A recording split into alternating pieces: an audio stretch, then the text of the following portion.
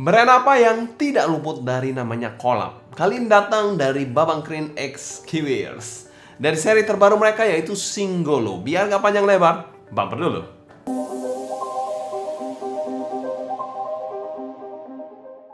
Halo semua, selamat datang di channel Sounding Team bersama dengan saya Sebastian. Seperti biasa akan sharing info dan racun mengenai dunia personal audio, baik itu ada portable ataupun desktop audio. Akhirnya ada barang yang kita bisa review ya. Mungkin saya agak kurang fit ya, suaranya jadi agak bindeng-bindeng dikit gini ya. Ya ada batuk pilek dikit, tapi ya show must go on. Oke, without any further ado, kita akan langsung bahas inner monitor terbaru kolaborasi dari Babangkrin, Sang Nabi, dan juga Kiwiers. Soal spek, inner monitor satu ini menggunakan single dynamic driver 11 mm. Yes, lebih besar 1 mm dibandingkan dynamic driver konvensional yang biasanya 10 mm sih.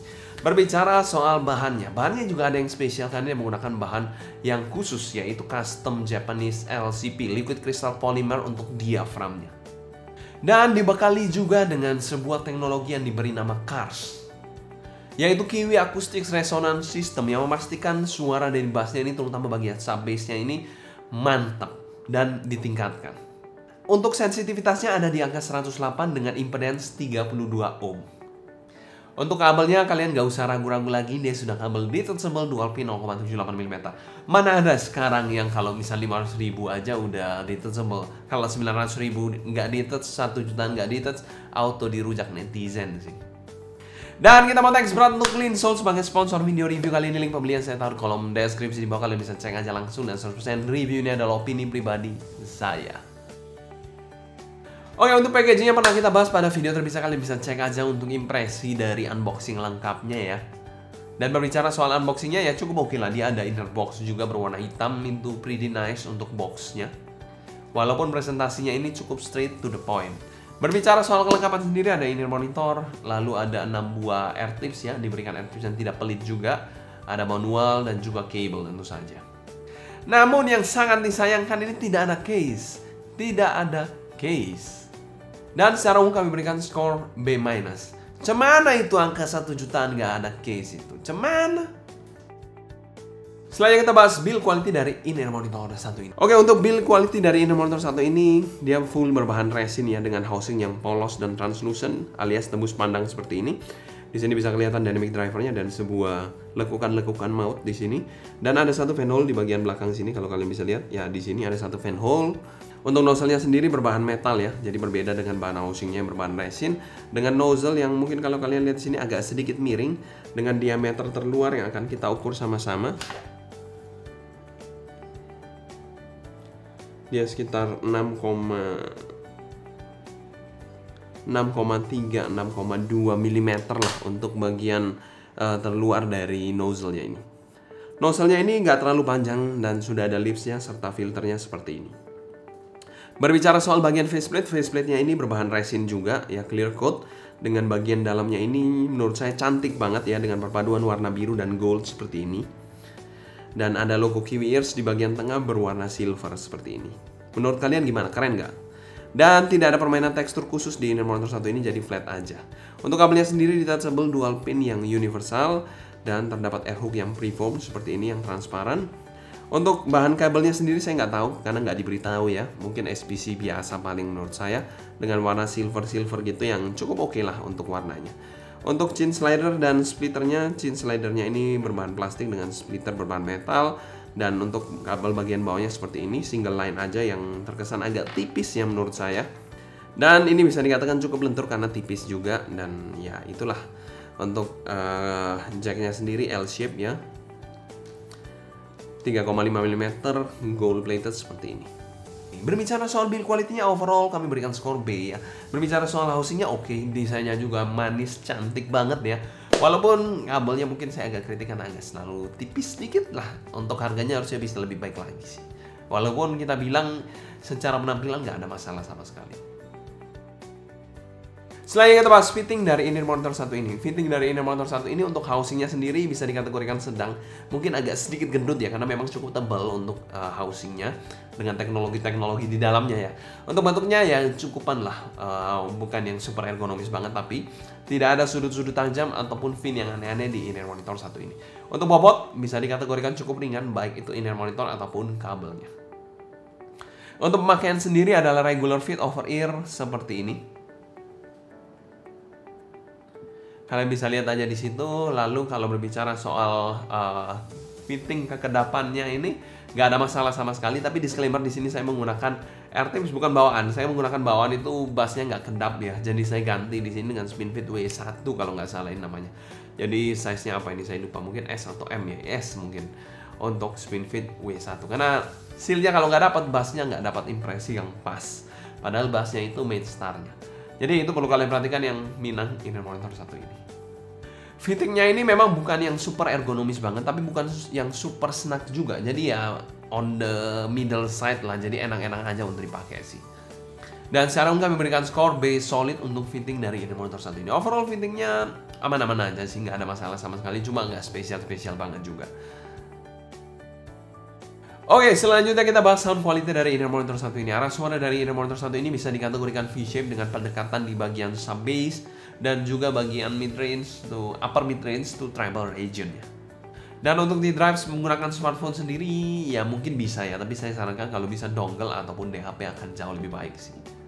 Dan perlu kalian perhatikan di sini kita nggak menggunakan AirTips bawaan karena nggak nge-seal ya. Jadi kita menggunakan SpinFit W1 sebagai AirTips yang digunakan untuk mereview inner monitor satu ini. Dan berbicara soal suara yang saya suka adalah neutral warm sounding. Oke, berbicara soal suara dari inner monitor satu ini biar kalian gak rancu, di sini kita menggunakan SpinFit W1 ya, bukan AirTips bawaan karena nggak fit ya. Oke, bassnya di sini bisa dikategorikan main ke arah sub bass sih. Untuk teksturnya dari bassnya cukup oke, cukup balance juga. Impactnya oke dengan punch yang cukup dalam. Rumble-nya mantap banget di sini. Secara kuantitas sih bassnya asik balance. Memang klaimnya itu oke banget untuk inner monitor satu ini. Tidak tipu-tipu ya. Mirip subwoofer kalau seal-nya pas. Jadi itu perlu kalian perhatikan. Kalau kualitasnya sendiri sih cukup oke. Well defined. Kalau speednya juga oke aja di inner monitor satu ini. Bass yang menjadi main star overall di inner monitor satu ini saya rasa cukup menarik di price range-nya kalau kalian mencari bass.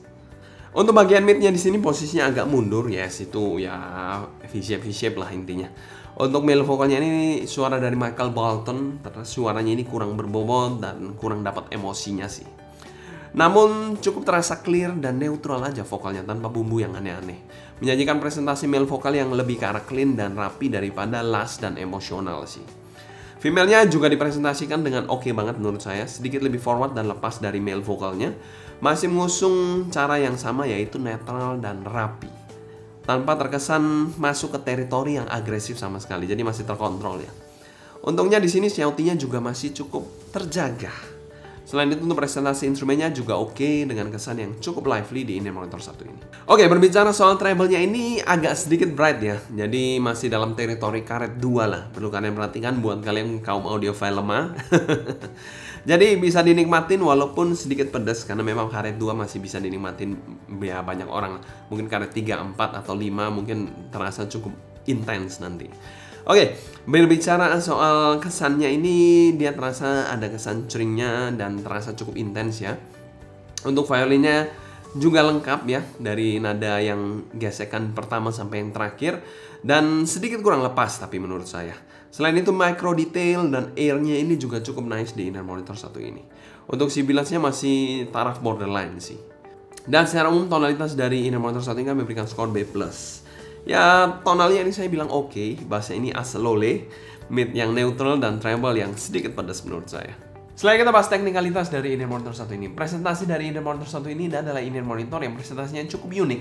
Biasanya kalau inner monitor bass head itu suaranya agak mendem-mendem klap gimana gitu.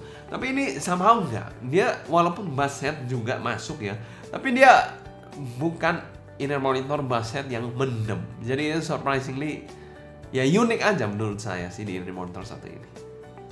Untuk timbernya dari inner monitor satu ini so far sih nggak ada masalah. Cuma kalian perlu perhatikan treble-nya perlu diantisipasi sedikit. Berbicara soal soundstage, inner monitor satu ini memang tidak memiliki soundstage yang mind blowing, yang wow me ya, tapi ya oke lah. Dia memiliki soundstage yang weight-nya cukup oke, depth-nya ada dikit dan juga tinggi yang B aja sih.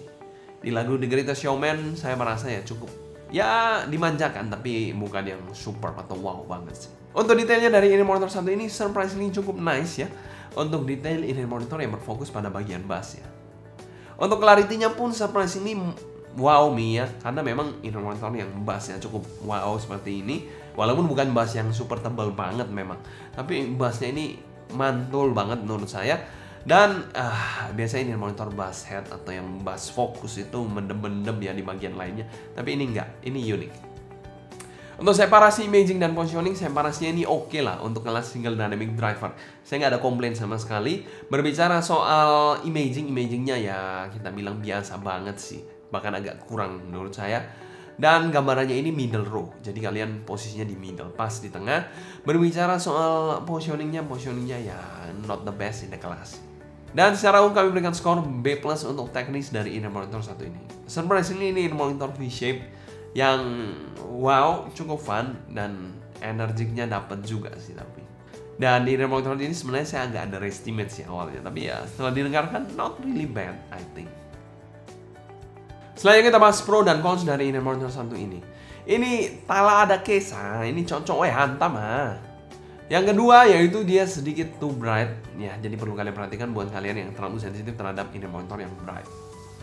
Untuk pro-nya, bassnya ini asik banget. Saya pun enjoy bass dari inner monitor satu ini.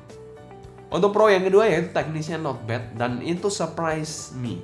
Karena memang saya agak expect agak ngaco untuk bagian teknisnya. Tapi ya not really bad. I think Renegal tune it pretty good lah. Untuk value for money dari inner monitor satu ini di angka 1,2 jutaan kami masukkan pada kategori good value dan kami berikan skor B+. Inner monitor V-shape yang bisa kalian andalkan sih.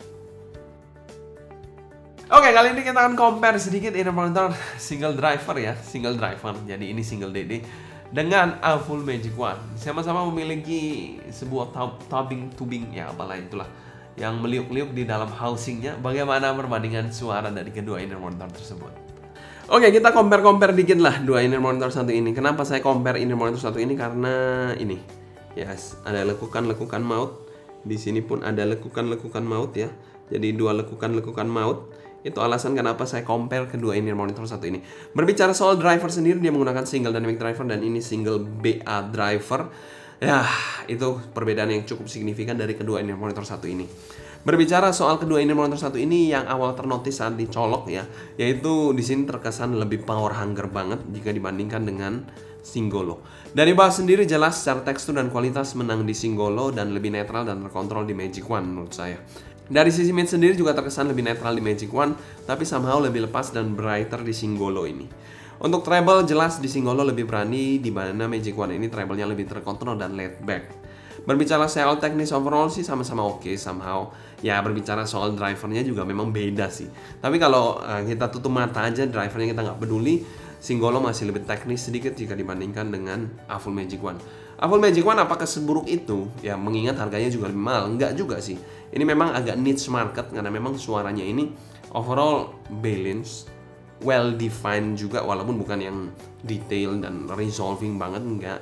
Tapi ya saya bisa mengapresiasi tonalitas dari inner monitor satu ini dibandingkan satu ini. Walaupun ini juga cukup unik sih, tapi ini ada ya nilai magis yang tertentu. Tapi tidak semua orang bakal suka dengan Magic Wand sih, saya rasa. Dan ini akan lebih enjoyable dan fun untuk dinikmati. Kesimpulan, untuk collab kali ini tidak berakhir buruk ya, seperti collab yang satunya itu ya. Ya at least masih enjoyable untuk inner monitor satu ini.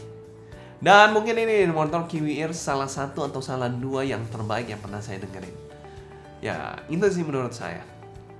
Oke, sekian dulu untuk video kali ini. Kalau kalian suka jangan lupa subscribe, klik tombol like, follow Instagram, TikTok, dan Discord kita @sounding agar kalian tidak ketinggalan macam terbaru mengenai dunia portable dan desktop audio. Jangan lupa juga tanggal 4-5 Mei ada event di Surabaya ya. Jadi pastikan kalian hadir, itu event audio portable yang cukup besar ya. Dan banyak sekali hal-hal yang akan kita lakukan di sana dan juga brand-brandnya juga bervariatif dan juga banyak giveaway. Jadi kalian datang tangan kosong, pulangnya bawa sesuatu mungkin saja kalau kalian beruntung. Oh ya, kalau kalian ada pertanyaan seputar inner monitor satu ini, feel free tulis pertanyaan kalian di kolom komentar di bawah ya. Mungkin sekian dulu untuk video kali ini. Saya Sebastian dari Sounding, pamit undur diri. Sampai jumpa di video berikutnya. Happy listening, stay healthy, and ciao.